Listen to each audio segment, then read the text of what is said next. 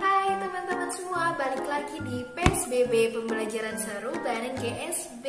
Gimana nih kalian kabarnya? Semoga kita semua selalu dalam keadaan sehat ya. Jangan lupa juga tetap menjaga protokol kesehatannya. Hai buat kalian yang belum kenal sama aku, kenalin, aku Kalulu Latifah, aku dari Bandung. Kalian dari mana aja nih? Boleh tulis di kolom komentar ya. Oh iya, PSBB kali ini kita akan belajar tentang ilmu pengetahuan alam loh. Tapi materi apa sih yang akan kita bahas kali ini?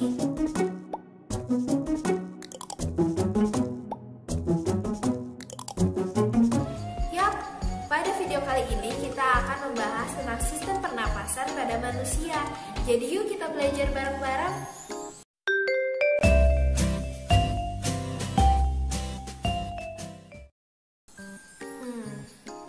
Kalian kepikiran gak sih normalnya manusia itu bernapas seperti apa?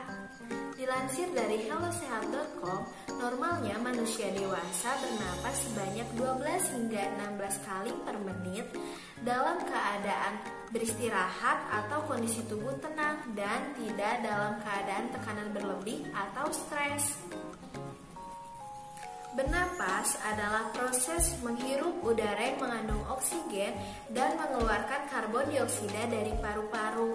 Nah, proses ini juga disebut dengan sistem respirasi manusia.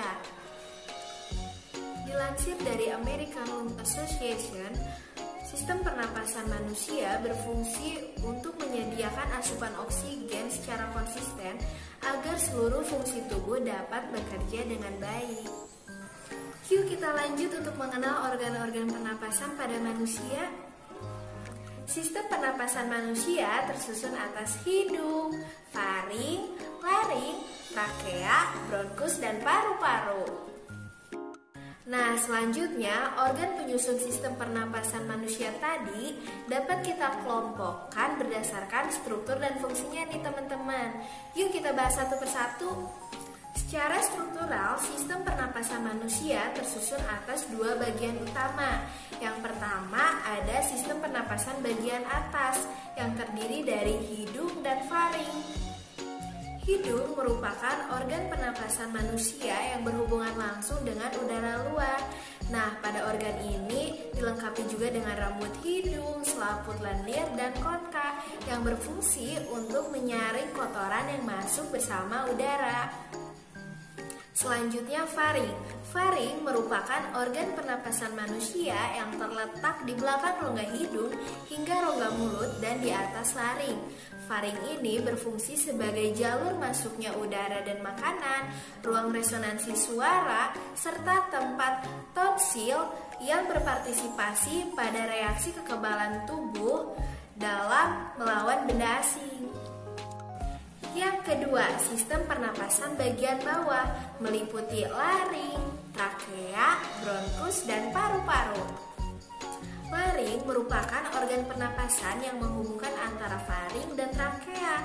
Nah, di dalam laring ini terdapat epiglotis dan pita suara. Selanjutnya, apabila terdapat partikel kecil yang masuk ke dalam laring seperti debu, asap, makanan, atau minuman, selanjutnya akan terjadi peristiwa refleks seperti batuk yang berfungsi untuk mengeluarkan partikel tersebut, atau bisa kita bilang seperti peristiwa tersedak mungkin ya.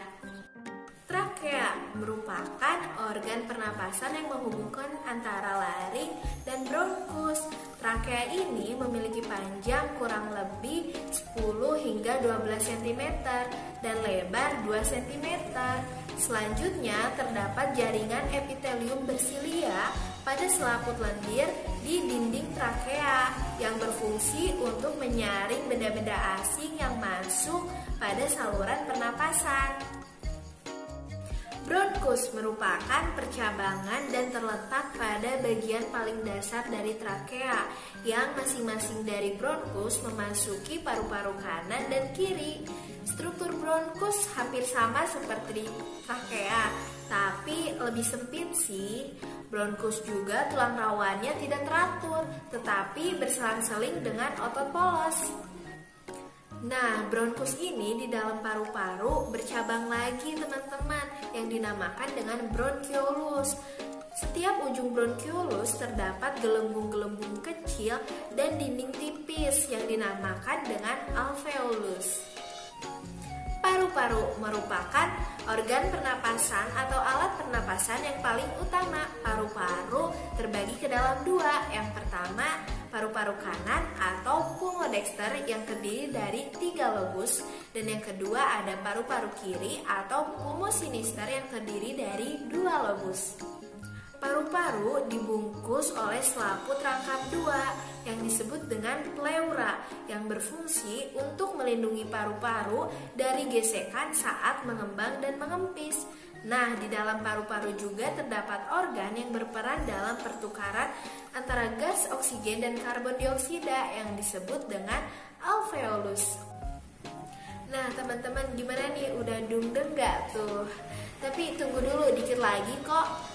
Secara fungsional, sistem pernapasan manusia terbagi ke dalam 2 bagian utama juga.